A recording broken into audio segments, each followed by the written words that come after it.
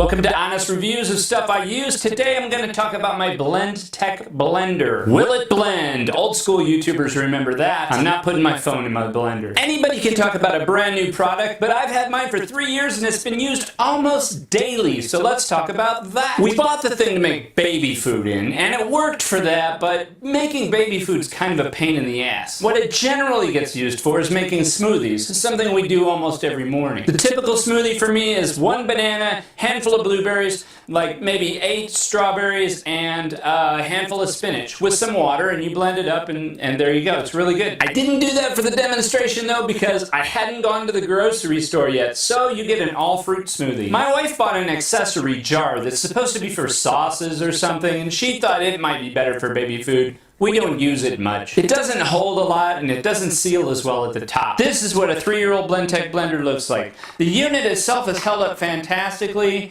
The motor is super strong. I can't imagine what you would do if you get that thing and use it for other purposes. The electronics have held up fine.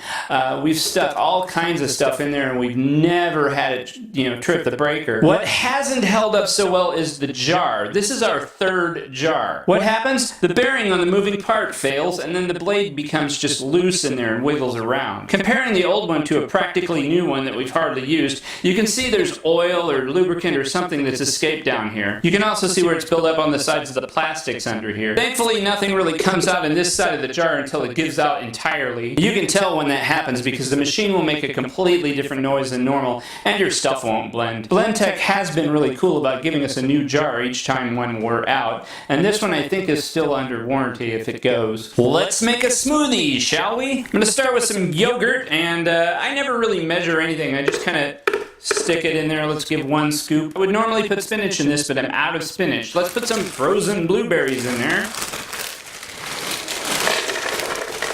I like blueberries. Screw it. Let's empty the package. I don't want those blueberries to be lonely. Let's mix it up with some strawberries, too.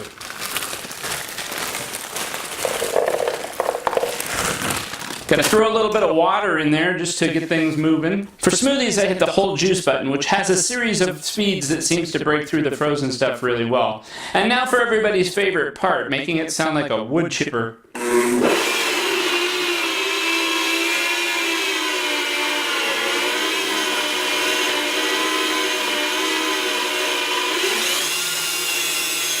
That's something that happens to me every now and again, and that's just simply because I hadn't put enough water in. What happens when you don't put enough water in is all this stuff freezes right here and won't fall down into the blades. I really should have used hot water.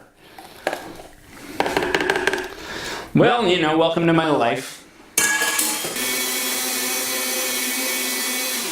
As you see there, all you got to do to shut it off is hit any button and it'll stop. And there we go.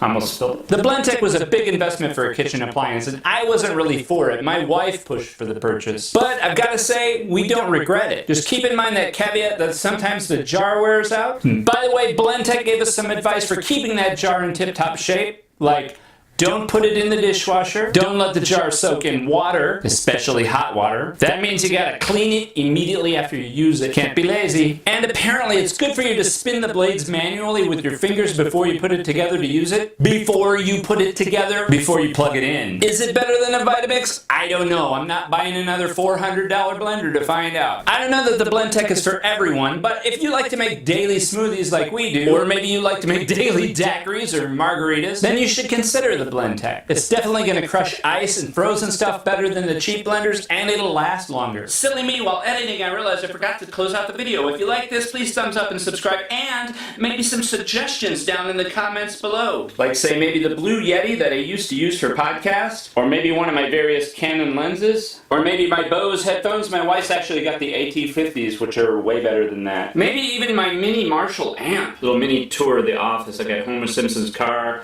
I've got this Colombian train, some old Matchbox cars. When's the last time you saw those in the package?